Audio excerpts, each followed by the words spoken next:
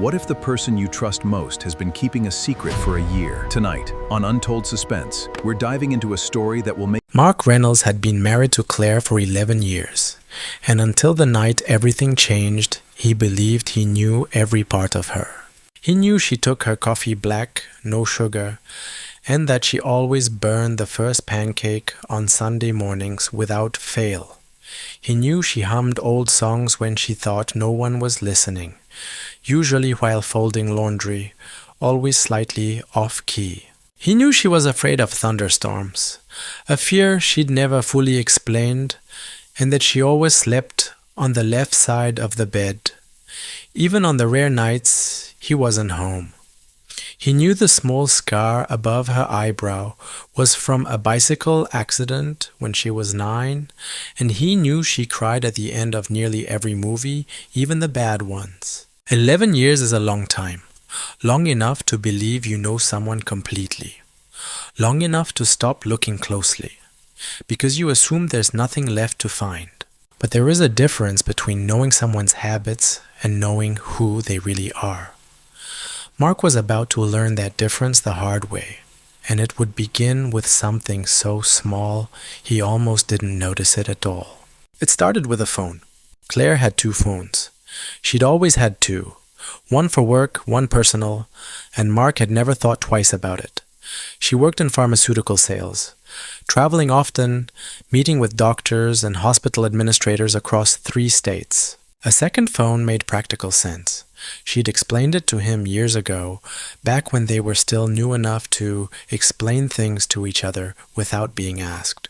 It was a Tuesday evening in early October. Claire was in the shower and Mark was in the kitchen finishing the dishes, half listening to the news on the small television mounted under the cabinet.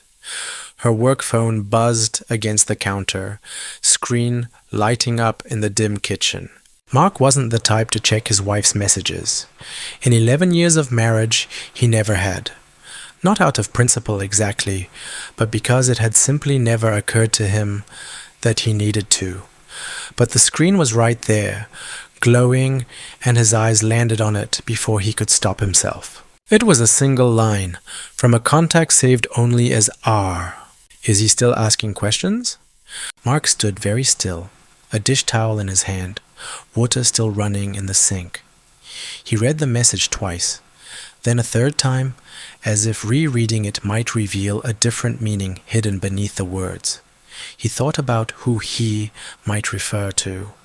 He thought with a cold drop in his stomach that it might be him. He set the phone back down exactly where he'd found it, screen angled the same way, and turned off the water. When Claire came downstairs 10 minutes later in her robe, hair still damp, he said nothing. He kissed her on the forehead like he always did and told her dinner was almost ready. But that night, lying beside her in the dark, listening to the familiar rhythm of her breathing, Mark felt something he had never felt before in 11 years of marriage. He felt like he was lying next to a stranger.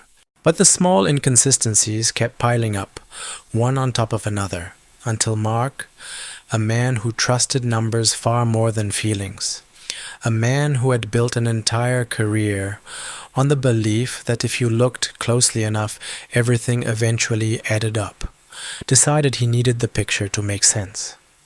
Not because he wanted to catch her in anything. He told himself that firmly, repeatedly. He simply wanted to understand. So he did what any careful, methodical man might do. He started keeping track. It began almost clinically. He kept a small notebook in the inside pocket of his coat, the kind he used for work notes, and in it he recorded dates, times, small details. The days the second phone rang and Claire stepped outside to answer it. The night she came home later than her calendar suggested she should have. The mileage on her car compared to the distance of her stated appointments, jotted down after she'd gone to bed. He wasn't building a case, he told himself. He was simply organizing facts the way he organized ledgers at work until the pattern either resolved itself or revealed something he needed to see clearly. 3 weeks into this quiet, careful investigation, on a gray Thursday afternoon, Mark found something that changed everything. He was helping Claire carry in groceries from the car, arms full of paper bags, when a folded piece of paper slipped from the outer pocket of her purse and fell onto the driveway. He bent to pick it up, expecting a receipt from the pharmacy or the dry cleaner. Instead, it was a receipt for a storage unit rental across town, a facility called Ridgeline Self-Storage, a place Mark had never heard mentioned once in 11 years. The unit was rented under Claire's maiden name, Claire Whitfield, a name she hadn't used since before they were married. He stood in the driveway for a long moment, the paper light as nothing in his hand, feeling as though the ground beneath him had tilted slightly. He slipped it into his coat pocket before Claire noticed and said nothing that evening. He barely tasted dinner. He barely heard a word she said. He didn't confront her. He wasn't ready for whatever answer might come, not yet. Instead, the following Tuesday, when Claire left for what her calendar described as a client meeting 2 towns over, Mark called in sick to work and drove to Ridgeline Self-Storage instead. He sat in his car outside the gate for nearly 20 minutes before working up the nerve to go in. His hands hadn't stopped trembling since he'd found the receipt. He kept rehearsing explanations in his head for what he might find, for what he would say if Claire somehow appeared. None of the explanations felt adequate. None of them prepared him for what came next. The gate code, scrawled on the back of the receipt, worked on the first try. He found the unit, number 214, at the end of a long row of identical metal doors. The kind of place that felt deliberately anonymous, built for people who wanted to be forgotten. The padlock was nothing special, just a simple combination lock from any hardware store, and Mark realized with a strange sinking feeling that he had found the combination too, written faintly on the same scrap of paper. He stood there for nearly 10 minutes before he finally lifted the door.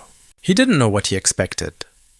Some part of him, the part that had been quietly rehearsing worst-case scenarios for 3 weeks, had already prepared for another man's belongings. Clothes, perhaps, or letters, or the unbearable evidence of an affair he had somehow overlooked for years. That was the story his mind had built piece by piece, out of a cryptic text message and some missing mileage. But there was no other man's presence in that unit. No cologne, no clothing, nothing to suggest a secret lover or a second life built in someone else's arms. Instead, there were boxes. Dozens of them, stacked with an almost obsessive neatness, each one labeled in Claire's precise handwriting.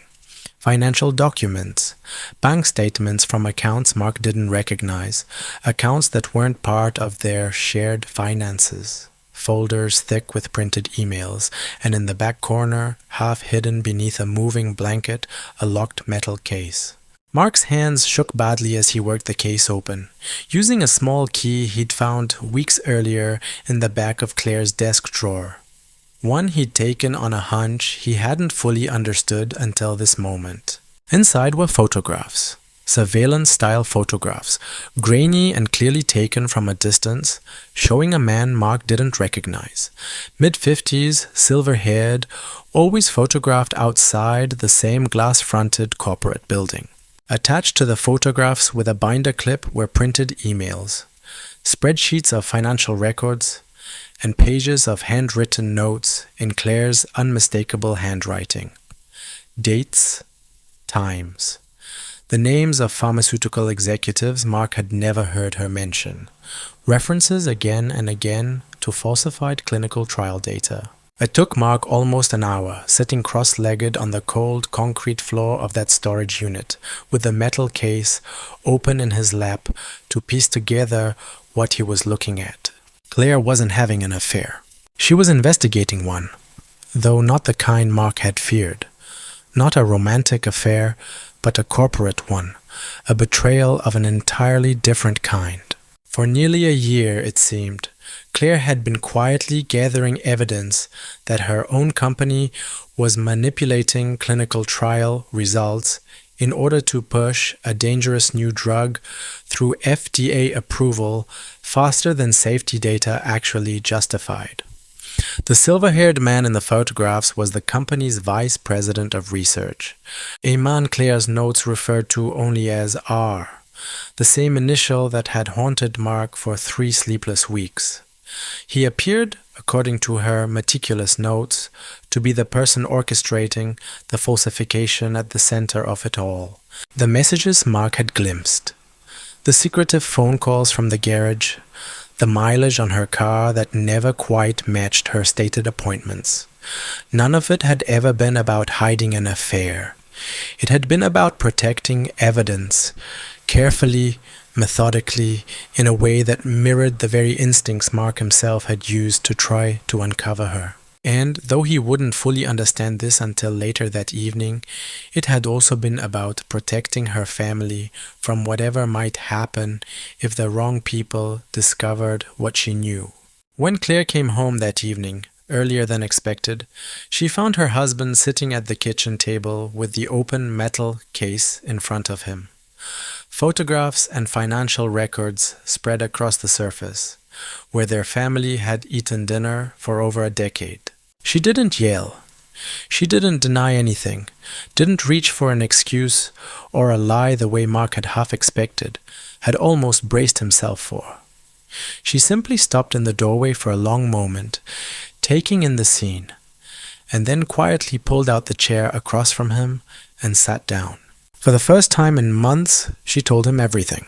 She explained how she'd stumbled onto irregularities in the trial data almost a year earlier, buried in a routine report she wasn't even supposed to have full access to. How she'd raised the issue internally, cautiously, through the proper channels, and how she'd been quietly and efficiently pushed out of the project within weeks, reassigned to territories on the other side of the state. How 2 colleagues who had asked similar questions around the same time had been let go under circumstances vague enough to feel deliberate. How, after that, she'd understood that going through proper channels wasn't safe anymore, and had started gathering her own evidence instead, alone, in secret, terrified of what it might mean if she was caught. "I didn't tell you," she said quietly, her hands wrapped around a mug of tea she hadn't touched, "because the less you knew, the safer you were. If something happened to me, Mark, I needed you to be able to say honestly that you knew nothing. I needed that to be true, not just something we said." Mark sat with that for a long moment, the photographs still scattered across the table between them, 11 years of certainty rearranging itself into something new and unfamiliar. He realized, sitting there in the quiet kitchen, that his wife hadn't been living a secret life apart from him at all. She had been trying, in the only way she knew how, to protect the life they had built together, even if that meant carrying the weight of it entirely alone. 2 months later, Claire's evidence made its way to federal investigators, delivered through a lawyer she'd quietly retained without telling even Mark until it was done. The drug's approval was halted pending a full review. The vice president in the photographs resigned abruptly within weeks, and an internal investigation was launched that would, over the following year, uncover far more than anyone at the company had ever expected to be found. Claire lost her job, exactly as she had known she would from the moment she made her decision. The severance was modest. The industry, she suspected, would remember her name for years, and not kindly. But in all the months that followed, she never once said she regretted it. These days, Mark still keeps a small notebook in the back of his desk drawer, the same one he used during those 3 uncertain weeks of quiet suspicion, its pages filled with dates and mileage discrepancies and half-formed fears that turned out to mean something entirely different than he'd imagined. He doesn't need it anymore. He hasn't opened it in over a year, but he keeps it anyway, tucked beneath older files he never quite gets around to throwing out, as a reminder of a lesson he never expected to learn 11 years into his marriage. Sometimes the person keeping the biggest secret from you isn't hiding something to hurt you. Sometimes they're carrying a weight alone because they love you enough to try to protect you from it, even when that protection looks from the outside exactly like betrayal. If this story made you think twice about how well we really know the people closest to us, let us know in the comments below. And if you enjoyed this story, make sure you subscribe to Untold Suspense for more true crime stories, mystery stories, and suspense stories every week.